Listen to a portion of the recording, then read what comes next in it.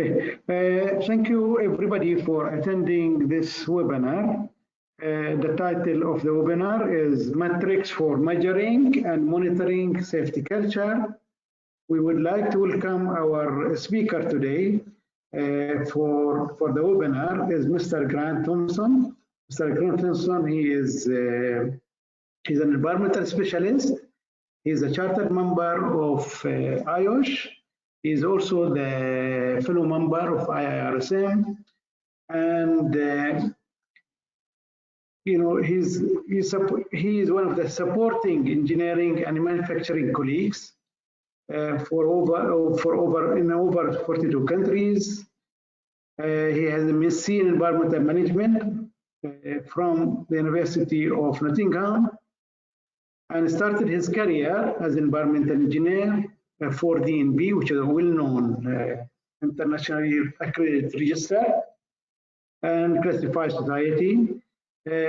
From that time, Grant went into the work with as EMEA and health and safety specialist for ISN, which is a US-based contractor management company. And then he worked at the EHS business lead for Fero. Grant has been heavily involved with IIRSM through his participation in the mentioning scheme, article publication, and the emerging risk leaders network. Grant has been also a keynote speaker for major events, including the 2022 Health and Safety Expo in London, and also the 4th Occupational Safety and Health Arab Conference in Riyadh was in October in Riyadh. Okay, the title of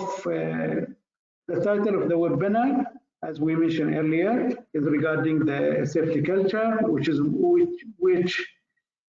you know, the safety culture is part of the journey towards continuous improvement and organizational reliability, broadening our metrics and looking at things differently will ultimately help us achieve safety excellence. As you know, safety culture is really challenging, and dealing with different people at different levels, from high educated people and experience to low level education background and experience.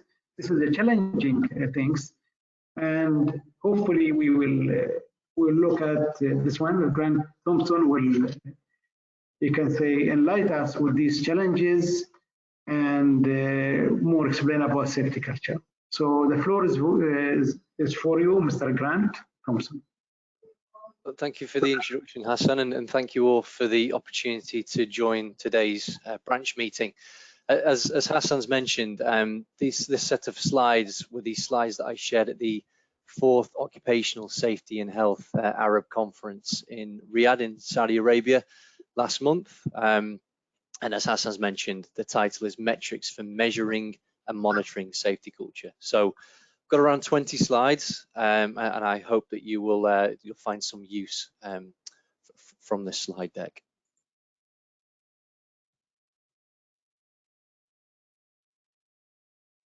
So in terms of the agenda, start off with an introduction, talk about some definitions that we should all be familiar with. We'll then look at the different approaches to these metrics and how we measure it, both qualitative and quantitative. And then I'll finish with a best practice example, the HSE Safety Climate Tool. So in terms of introduction, so my current title is Global EHS Lead for Watson-Marlow Fluid Technology Solutions. So we manufacture peristaltic pumps and flexible hoses in a variety of different industries, from mining to food to pharmaceutical. And as Hassan mentioned, we operate in over 40 different countries.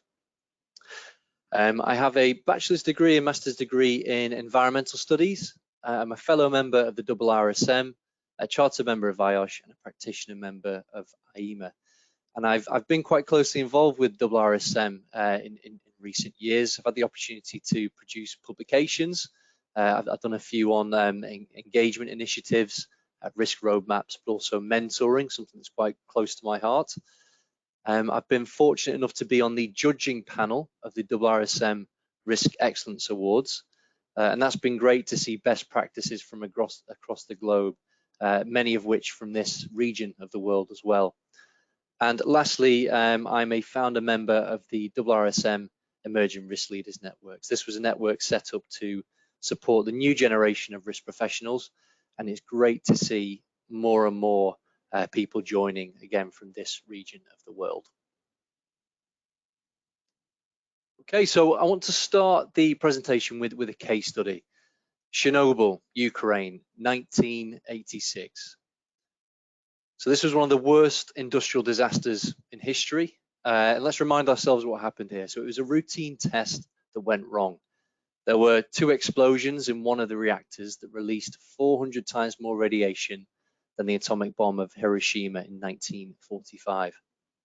There were over 50 immediate deaths and over 7,000 longer-term radiation-induced illnesses. And the full impact of this disaster is still being felt today, with many exclusion zones still in place. Now, safety culture was first termed by the INSG, so the International Nuclear Safety Group, in 1988 in their post-accident review report. I'm not going to read out the full definition here, but they refer to characteristics and attitudes in organizations and individuals. So Chernobyl, Ukraine, 1986, that's where safety culture as a concept was first termed. The definition has been somewhat refined since then, and one of the most well-recognized definitions today actually came from the UK Health and Safety Executive in 1993. And what they said here is safety culture is the product of individual and group values, attitudes, perceptions, competencies, and patterns of behavior that determine the commitment to and the style and proficiency of an organization's health and safety management. So this can be split out into 3 aspects. The first is how people feel, so the psychological aspects. The second is what people do, those behavioral aspects. And the third is what the organizational has, so those situational aspects, that might be policies, procedures, for example. To simplify even further, I actually approached 3 leaders in our profession last week and asked them to come up with a one-liner for what they feel sums up safety culture.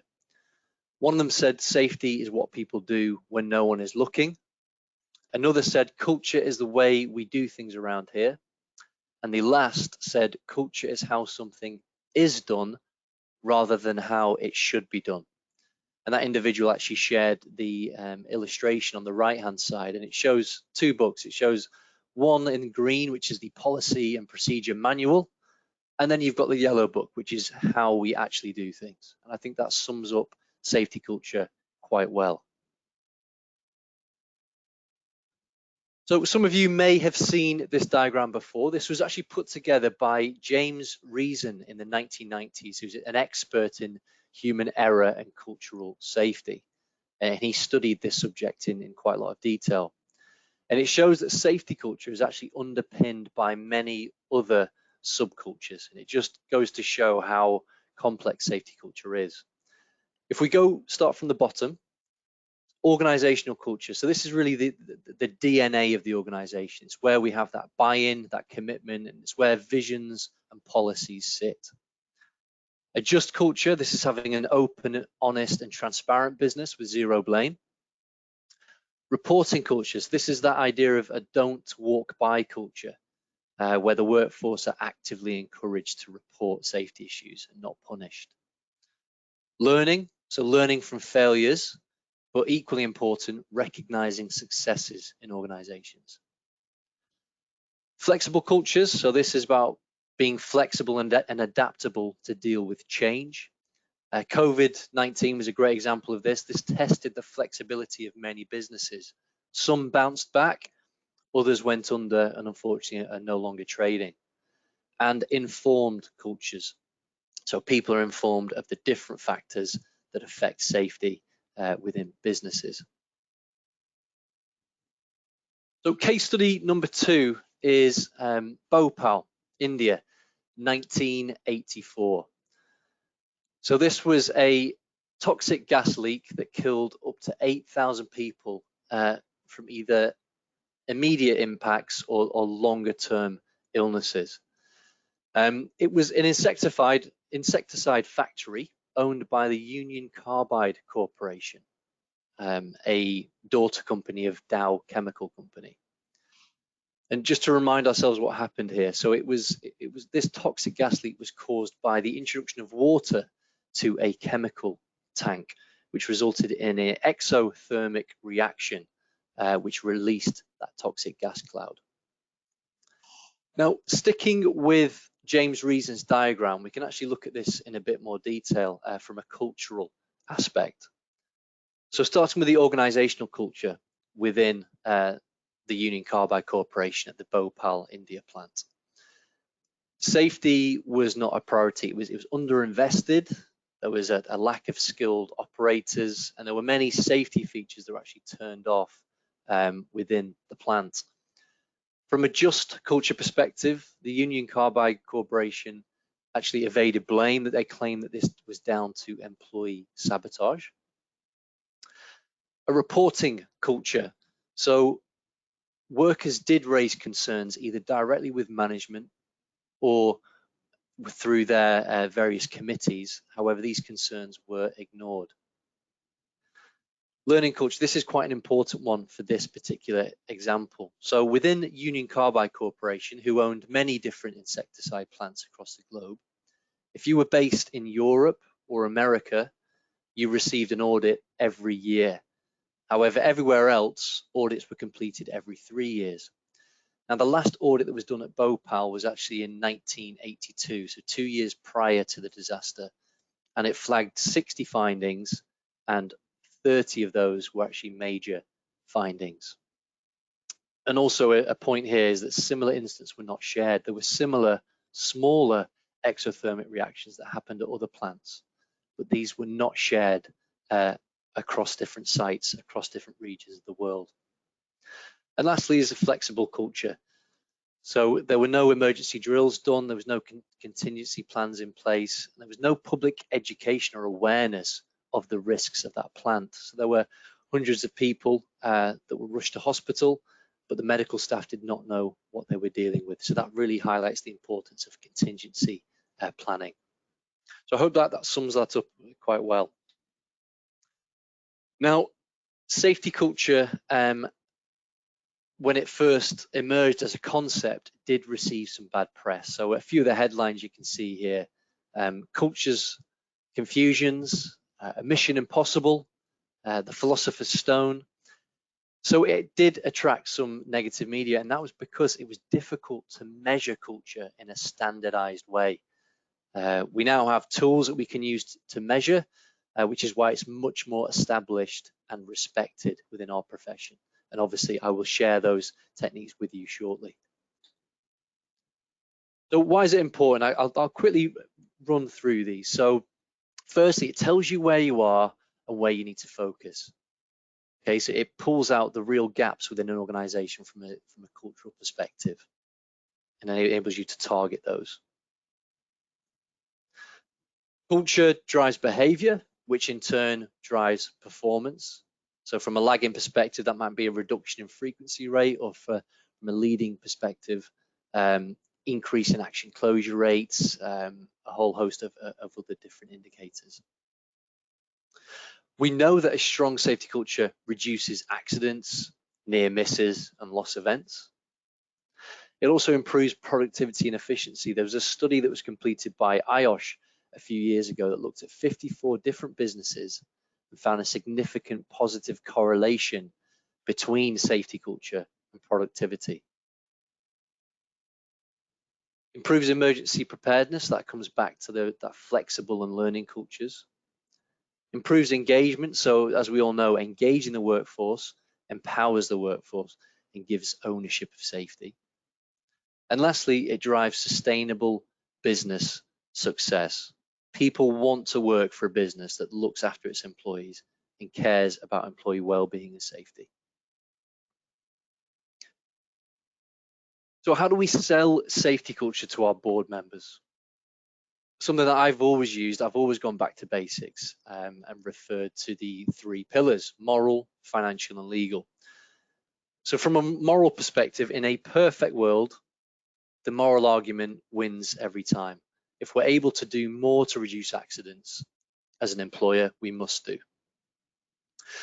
From a financial perspective, if we do want to put prices on injuries, the HSE estimates that the direct costs of a fatality, $145,000 reportable injuries, $4,500 and work-related ill health, $5,000. But that's just the tip of the iceberg. The indirect costs are around 10 times greater than those direct costs. It instills stakeholder confidence and can actually promote new business. So we think about corporate social responsibility, ESG, which is a bit of a buzzword at the minute, and also ISO accreditation. It all plays in to those aspects. And also it helps target resources more cost effectively. I've seen companies spend hundreds of thousands on initiatives that target the wrong thing. So safety culture really pulls out those real gaps. And lastly is legal. So although there's no legal requirement to measure and monitor safety culture can be investigated and could contribute significantly to a prosecution. And there's been a number of high-profile cases recently where judges have taken into consideration safety culture efforts of businesses. Okay, so how can we measure safety culture? So we'll start off here with qualitative measures. So when we're talking about qualitative measures, we're referring to cultural maturity models. Now, there's many different models available. You can go on the internet now and find several different models that map the way that safety culture can evolve. I've used these many times and they work well. And essentially, they use a high-level criteria to determine the level of cultural maturity in an organization. There are a couple of drawbacks. There's no numerical aspect here. It's very subjective. It doesn't allow for any benchmarking and it's fairly limited in scope. Nevertheless, it's a very good starting point. So just to touch on a few different examples of these models that we can use. The first is the Bradley curve. So this is the most popular of the cultural maturity models. It was developed by DuPont in 1995, and there are 4 stages of cultural maturity. The first 2 are really around compliance, and the latter 2 are geared more towards commitment. And the idea being, as you improve culture on the x-axis, you reduce accidents on the y-axis. So I mentioned earlier that there are criteria used to determine which level organization sits at. These can be seen on the bottom right-hand side. So there's 6 different criteria here, from attitudes to accidents all the way down to popular opinion. So let's take a look at a few of these. So attitudes to accidents. At that first stage, at that reactive stage, accidents are viewed as normal. If we move to the dependent stage, 0 accidents are seen as unrealistic. Then into the independent stage, 0 accidents are seen as possible. And then the interdependent stage, 0 accidents is clearly the goal. And again, if we look at responsibility, in the earlier stages, responsibility is not clear. It lies with management. And then we move over to the latter stages where responsibility, employees take responsibility for themselves and others within the group. So just to re-emphasize this, you can, as soon as tomorrow, you can go on the internet, you can pull out one of these different safety cultural models, and you can put a working group together. That might be made up of senior managers, your safety reps, your supervisors, and members of the shop floor staff. And you can go through the criteria and you can decide where you sit. And from there, you can then prepare appropriate action plans to move you into the next stage. Another example is the Keel model. So this was actually developed for the rail industry in the UK, high-risk industry in the 2000s. You can see on the right-hand side the criteria this time, rather than it being 6 like the Bradley curve, it's expanded to be 10. And there are 5 different levels of cultural maturity, from emerging all the way up to continually improving. And lastly is the Hudson ladder. So this was actually based on research from the Piper Alpha oil disaster. This has 5 stages, and it moves from pathological, so who cares as long as we're not caught, to generative. HSE is how we do things around here. So just to re-emphasize that again, with all these models, you can get a working group together, you can look at your leading indicators, you can have discussions, and you can determine your level of maturity and develop an action plan to get you to the next level. I've used this approach many times and it does work well. We looked at qualitative measures. Now let's look at quantitative measures. So those that really want to measure safety culture with data have to use quantitative measures. Now, this time it is cultural maturity indexes rather than cultural maturity models. And it incorporates a formal scoring system. And what's good about this is it allows for benchmarking as well. Now, there's many tools available. The HSE have produced one, which I will use as a case study shortly. DECRA have produced one, and also DOT have produced one. And there's several other providers. They do cost money this time, but again, they enable you to really dig deep into the safety culture within your organization.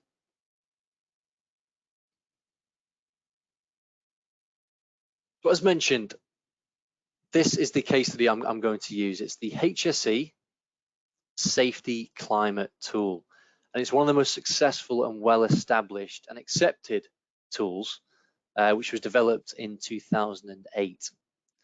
So how does it work? So you've got 8 key factors. So these are shown on the right-hand side. They run from organizational commitment down to accident and near-miss reporting. And within each of these 8 factors, you have 30 questions. And essentially what you are doing, you are assessing the responses of your chosen group. So that might be managers, shop floor staff, field engineers, however you want to split it up, to determine attitudes and perceptions. And what you get at the end is a comprehensive set of reports and action plans that the HSE actually produce for you.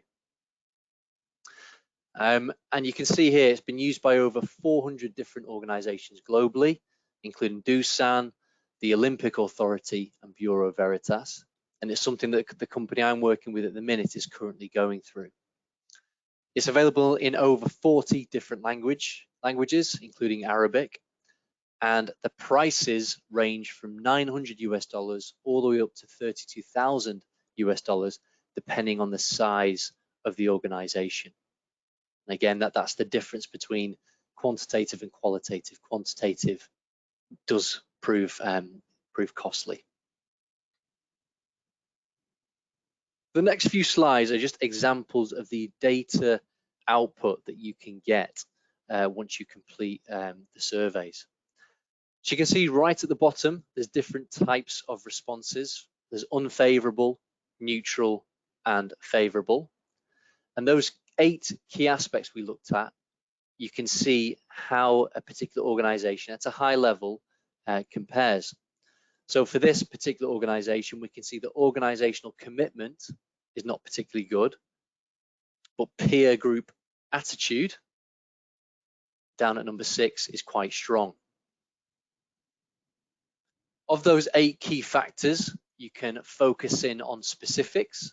So for this one, factor 4, which is the usability of procedures, we can have a look at how that prepares. And then below that would be the 30 different questions that I mentioned. So you can look at which questions score particularly favorable or particularly unfavorable.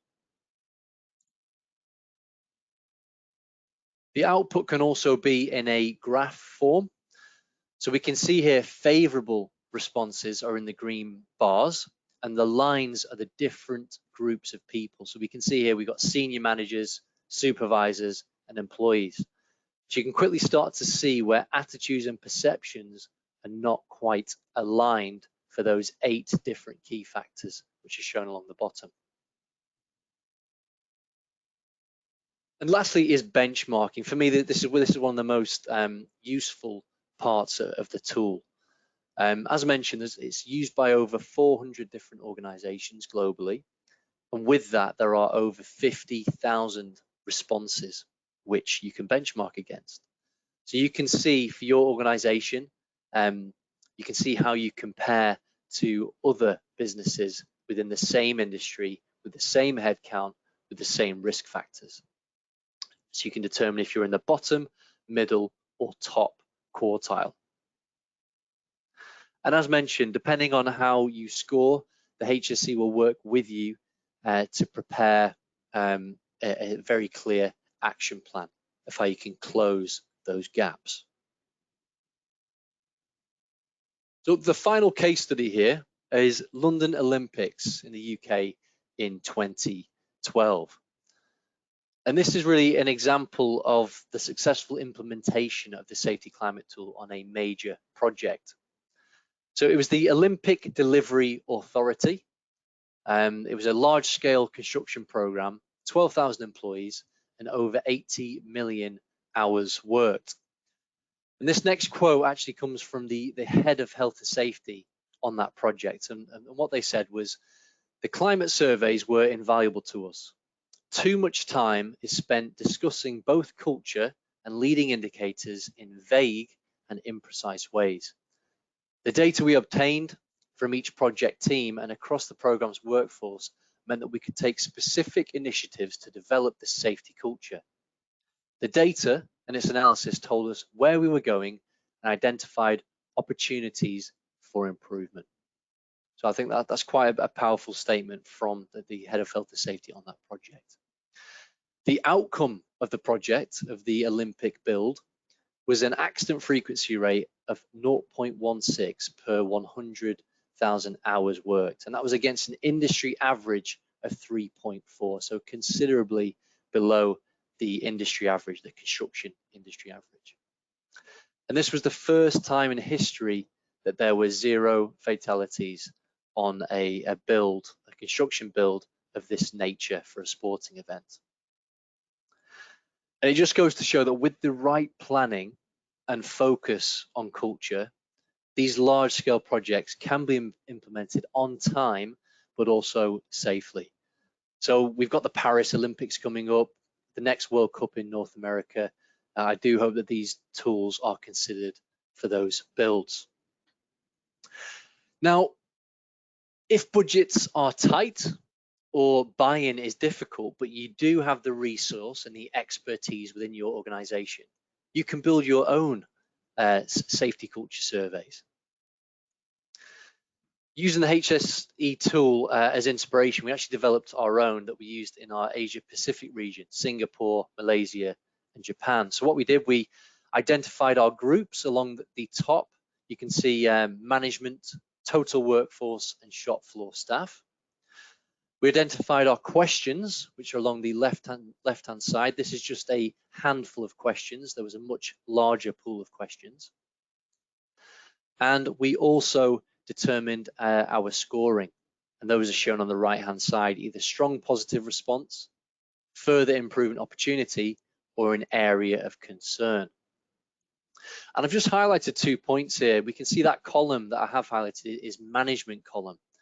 And what we found is accidents are not always reported, and supervisors sometimes turn a blind eye if people are not following safety rules.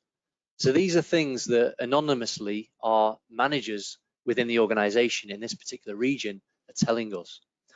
2 major and quite concerning insights.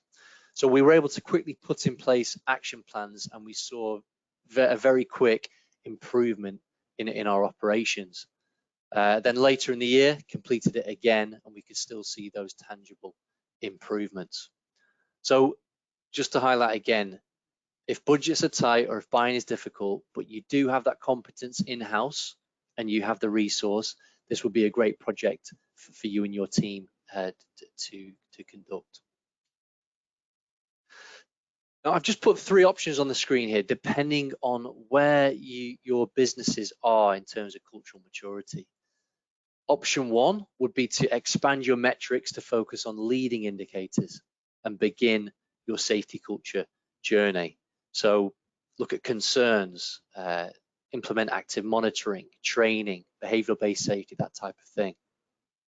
Option 2, determine your cultural maturity level using the Bradley curve, the Hudson ladder, or the Keel model, or any other model that you prefer to use. And as I mentioned, you can do that this afternoon if you wanted. You can get a working group together made up of the right stakeholders, equal representation across the business, and you can determine where you sit. And option 3 is move to that quantitative approach and dig deeper and also benchmark against other organizations. That is the end of the presentation. I hope you did find it useful.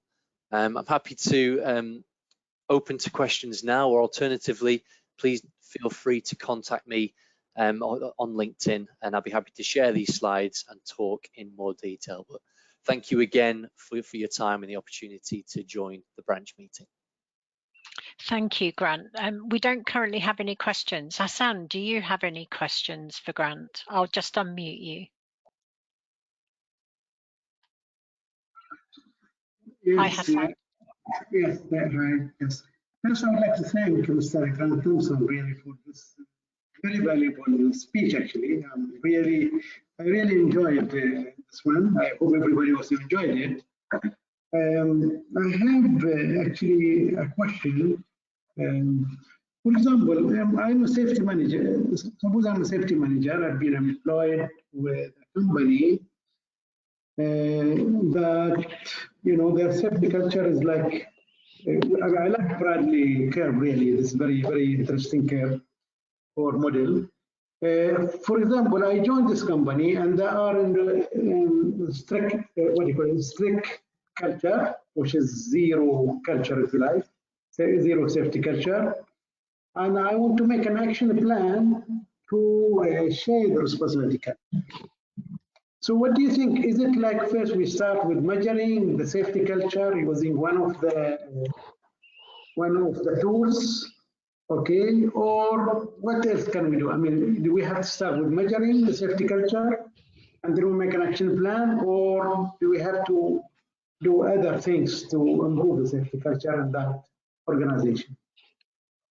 So Hassan, what I would suggest, you've referred to the Bradley curve. It is something that you've used before.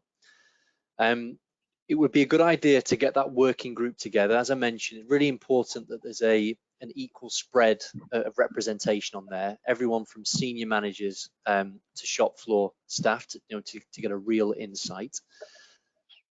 Go through the criteria, have a look at where you sit on that Bradley curve, and then use the criteria to determine your action plan.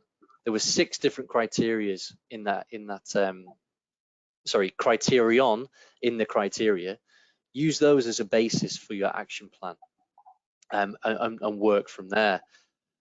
But if you really want to be even more effective, then I would encourage you to move to that quantitative approach where you'll have expert assistance with your action plan from the HSE if that's the tool you decide to use.